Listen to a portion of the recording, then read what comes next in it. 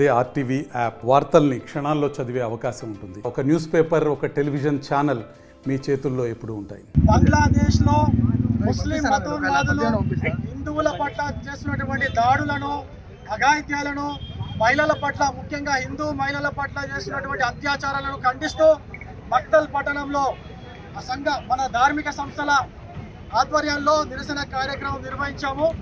ఈరోజు ఈ దేశంలో ఉన్నటువంటి హిందువులందరూ కూడా ఐక్యంగా ఉంటూ బంగ్లాదేశ్లో ఉన్నటువంటి హిందువులందరికీ కూడా సమర్థంగా వాళ్ళకి సపోర్ట్ చేస్తూ వాళ్ళ వెనుకనే ఉన్నాము.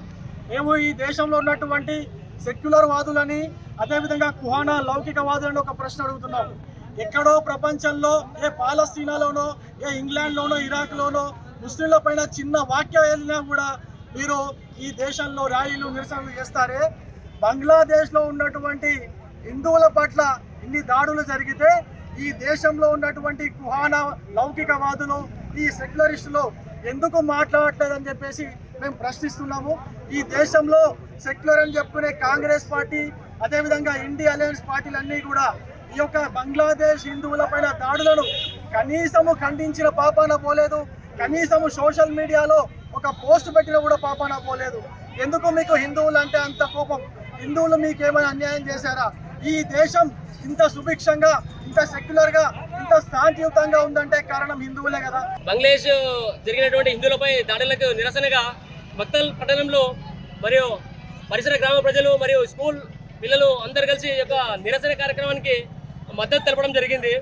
అదేవిధంగా బంగ్లాదేశ్లో మన హిందువులపై ఎంత కిరాతంగా చేశారంటే, ఒక మహిళలను, చిన్న పిల్లలను కూడా వదలకుండా ఒక అందనంత విధంగా దాడులు చేసి హిందువులపై ఎంత కఠినంగా ప్రవర్తించడం వాళ్ళ నీచమైన బుద్ధి, ఒక మతోన్మాదాన్ని ప్రేరేపిస్తున్నారు బంగ్లాదేశ్లో.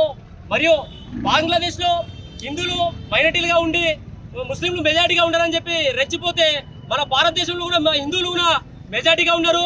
అది కూడా గుర్తుపెట్టుకోవాలి కాసి పరిసర దేశ ప్రజలు కూడా మిగతా దేశాలు కూడా అనుసరించాలి. కావున భారతదేశంలో ఎంత శాంతియుతంగా ఉంటారంటే హిందువులు అంత శాంతియుతంగా ఉంటారు. లేదా అని చెప్పి మళ్ళీ గెలికిరనుకో మరి ఘోరంగా పరిస్థితులు ఉంటాయి.